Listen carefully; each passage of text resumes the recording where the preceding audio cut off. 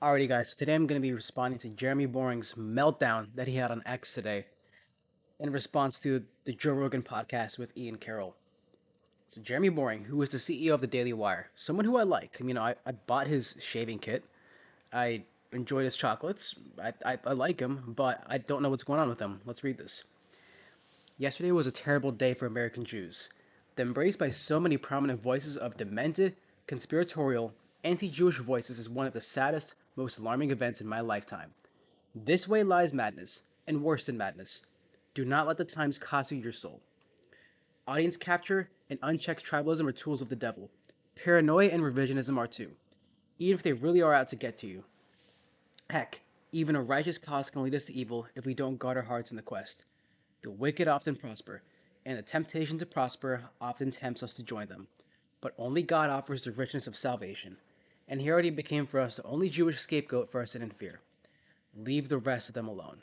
Okay, Jeremy, what did what exactly did Ian Carroll say that's anti-Semitic? In fact, how is Joe Rogan having a guest on his show a terrible day for American Jews? Really, how did it affect them? I bet you most of them didn't even know what happened. I bet you most Jews had no idea that the podcast happened. Have no idea who Ian Carroll is. And Ian Carroll's not anti-Semite, but guess what? All right, let's use a different race. Let's say like if David Duke was on Joe Rogan, would I say it was a terrible day for American blacks? No, I'm black, by the way. Um, I wouldn't say that.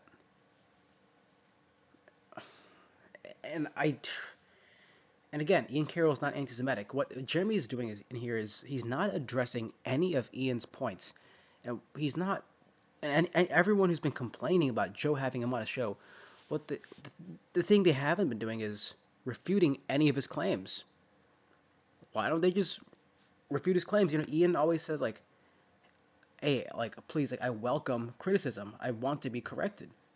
So why don't you levy him some criticism and correct him? He would appreciate it, and we would all appreciate it. Because this isn't really about tribalism. This isn't about my side or your side. I think culturally I'm on the same side as Jeremy. I would like to think, but we're really in the pursuit of truth. So let's look at his other post. And by the way, before we get there, I just want to say this is pretty crazy right here.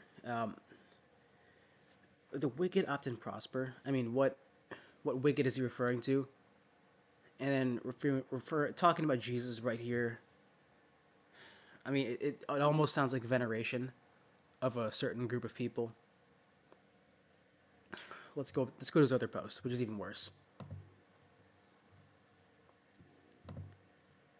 Just because one Jew took on the consequences of our failures doesn't mean the rest of them signed up for the job. So this is pretty vile and disgusting, as I replied. The Jew he's mentioning is Jesus, if you can't tell. So just because Jesus took up the consequences of our failures doesn't mean the rest of the Jews sign up for the job. First of all, nobody's taking the consequences of our failures. Ian Carroll did not mention the Jews, and the reason this is very gross is this is almost like he's equating a group of people to Jesus. It's almost like him saying we're beneath them. That's how I'm interpreting this. I don't think he means it that way. I hope he doesn't mean it that way. But Jeremy, if you're a Christian, which you claim to be, you would understand that Jesus is the only way to God because Jesus is the only God. So in scripture, I'm going to read John 14:6. Jesus says, Jesus told him, I am the way, the truth, and the life. No one comes to the Father except through me. No one comes to the Father except through Jesus. Jesus, who these people reject. Jesus, who loves these people and wants them to accept him. I love the Jewish people too, and I want to see them in heaven. So, I mean, there are Christian Jews, so I'm not talking about the ethnicity, I'm talking about the religion. If you believe in that, again, I'm just repeating myself. And I find this very gross, especially from a Christian perspective. But real quick, before we wrap up, let's play this clip. Now tell me, wouldn't anti-Semites say this? Yep. And so it just puts us all in this impossible situation. And it's an impossible conversation that we all, and I'm glad for it because it's a maturing process. And I think we need to do it very delicately and very carefully and thoughtfully because Jewish people are people and they're not evil. But there are evil Jewish people and there are evil American people and there are evil Saudi people. And it's just, that's the way it is. There you go. He says Jewish people are people and they're not evil. They're evil Jewish people. They're evil Saudi people. They're evil American people. How is that anti-Semitic? How is he singling out Jews? How is he talking about the Jews as you make it sound?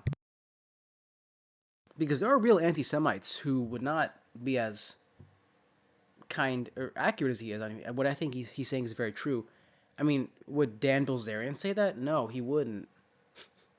I don't think he would at all. Dan Bilzerian's an actual anti-Semite, not Ian Carroll. Just pure nonsense. Let's look at another meltdown. Not from Jeremy. From this guy. Awesome Jew. I mean,